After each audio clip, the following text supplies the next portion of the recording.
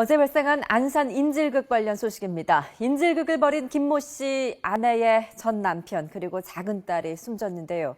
인질범은 의붓 작은 딸에게 흉기를 휘두른 뒤 옆에다 방치한 채 5시간 동안 인질극을 이어간 것으로 조사됐습니다.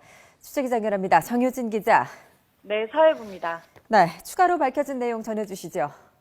네, 경찰은 어제 오후부터 피해자 김 씨에 대해 조사를 이어가고 있습니다. 김 씨가 밝힌 범행 동기는 아내의 외도를 의심해서라고 경찰은 밝혔습니다. 이 부분은 김 씨의 주장일 뿐 부인의 외도 사실 여부는 밝혀진 것이 없습니다. 경찰은 김 씨가 전 남편의 집으로 간 이유는 별거 중인 부인이 만나주지 않자 아이들을 붙잡고 있으면 찾아올 것으로 판단했기 때문이라고 밝혔습니다. 경찰이 인질 사건의 내용을 오늘 다시 브리핑했는데요.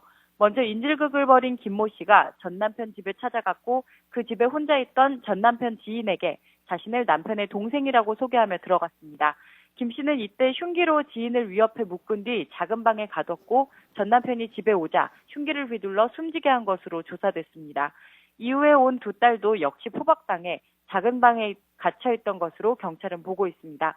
두 딸들은 엄마와 재혼한 김 씨를 삼촌이라고 부르면서 따른 것으로 알려졌는데요. 부인이 자신의 전화를 수신 거부해놓고 받지 않자 김 씨가 큰딸 전화로 다음날 아침 전화를 건 겁니다. 전화가 연결되자 김 씨와 부인의 언성이 높아졌고 이 과정에서 김 씨가 집에 오지 않으면 아이들을 죽이겠다고 협박한 것으로 확인됐습니다. 부인은 경찰에 신고하기 위해 전화를 끊었고 김 씨가 흥분 상태에서 작은 딸에게 흉기를 휘두른 것으로 경찰은 보고 있습니다. 때문에 경찰이 인질 협상을 위해 출동한 시점은 작은 딸이 다친 이후였다고 경찰은 설명했습니다.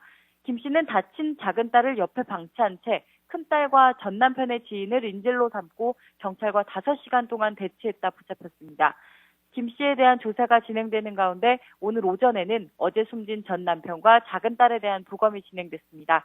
경찰은 부검 결과를 받고 피해자 조사를 마치고 구속영장을 신청할 예정입니다. 지금까지 사회부에서 YTN 정혜진입니다.